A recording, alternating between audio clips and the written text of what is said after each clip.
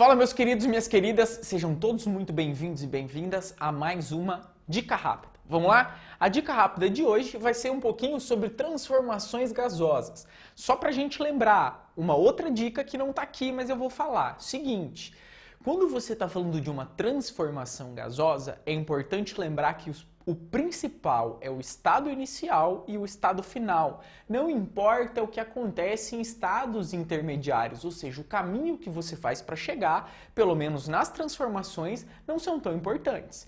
E eu coloquei aqui para a gente lembrar a equação geral dos gases perfeitos, tá? Estamos trabalhando com gases ideais. Então aqui estado inicial, aqui estado final, em termos das variáveis de estado. Pressão, volume, temperatura. Esses três caras são os mais importantes para a gente, beleza?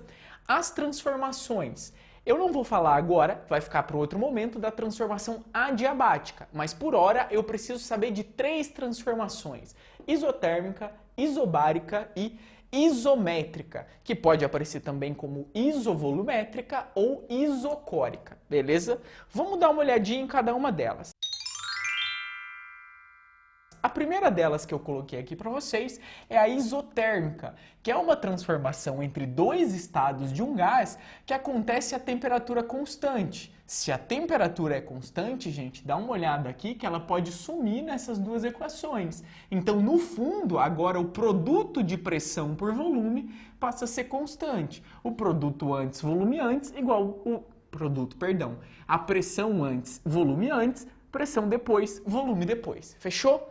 Se eu reparar isso, eu ainda consigo entender uma coisa a mais. O quê? Eu consigo entender que pressão e volume, na transformação isotérmica, são grandezas físicas inversamente proporcionais. Porque à medida que o volume aumenta, a pressão vai ter que diminuir. Vamos dar uma olhada melhor disso no diagrama de uma isotérmica. Primeiro, toda vez que eu tiver um gráfico de pressão por temperatura, essas linhazinhas pontilhadas aqui para mim, que são várias, eu coloquei duas, mas poderia ter uma outra aqui, na verdade poderia ter uma infinidade de outras. É o que a gente chama de famílias de isotermas. Cada uma dessas curvas representa uma transformação isotérmica. Aqui, por exemplo, eu estou indo de um ponto A para um ponto B. Essa foi uma transformação isotérmica. Reparem que no ponto A eu tenho um determinado volumezinho mais ou menos aqui, ó, que é um volume bem pequeno. E eu fui para o ponto B, onde o volume é maior. Então reparem que à medida que o meu volume aumentou, a pressão que está lá no outro eixo teve que fazer o quê? Teve que diminuir. São grandezas inversamente proporcionais. Beleza? Uma outra coisa importante, eu poderia ter a mesma transformação em isotermas superiores? Poderia. O que vai determinar em qual das isotérmicas essa transformação vai acontecer é a temperatura do gás. Ela vai ser constante, mas ela tem que ter uma determinada temperatura inicial. E eu preciso lembrar o seguinte: à medida que eu me afasto da origem do meu plano cartesiano, a minha temperatura tem que fazer o quê? Aumentar. Aqui eu coloquei duas curvas e eu preciso deixar claro para vocês. A temperatura na isoterma 2 é maior que a temperatura na isoterma 1. Fechou? Beleza? Vamos para a segunda transformação agora, transformação isobárica. Isobárico, pressão constante. Se a pressão é constante, você de novo volta aqui, só que agora, ao invés de sumir com a temperatura, some com a pressão. Então, volume inicial, temperatura inicial, volume final, temperatura final, beleza?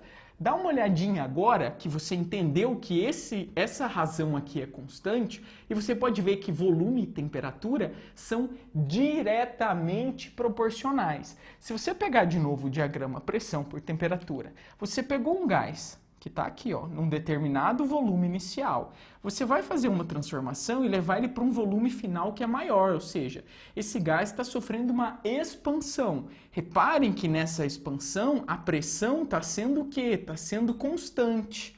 Se a pressão é constante e o volume aumenta, reparem que eu estou indo para uma isoterma mais afastada, ou seja, a temperatura também aumentou. Fechou? Então, entendi. E aqui tem o nosso exemplo, por exemplo, de expansão isobárica, ok? Terceiro e último tipo, vamos dar uma olhadinha, é a isométrica ou isocórica. Então, dá uma olhada aqui o seguinte. Agora, eu tenho volume constante.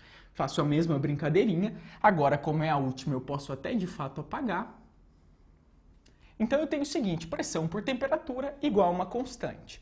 Se você analisar, de novo, pressão por temperatura nessa razão, elas são diretamente proporcionais. Então dá uma olhada que nessa transformação aqui, EF, ficou meio estranho esse Ezinho aqui, a gente coloca de novo, sem problema. Se você der uma olhadinha, eu tenho um determinado volume aqui, e esse volume ele é constante, tá? Agora, se você reparar, eu estou fazendo o caminho inverso em termos de isotermas. Eu estou saindo de uma isoterma superior, vindo para uma isoterma inferior. Então, aqui, ó, a temperatura está o quê? Diminuindo. Se a temperatura diminui, dá uma olhada no que está acontecendo com a pressão. A pressão também está o quê? Está reduzindo. Está indo para um valor inferior. Então, eu tenho uma transformação de volume constante, onde pressão e temperatura são diretamente proporcionais, beleza? Isso aqui é só para a gente entender, reconhecer diagrama e entender quais são os tipos de transformação, beleza? Essa foi a dica rápida de hoje.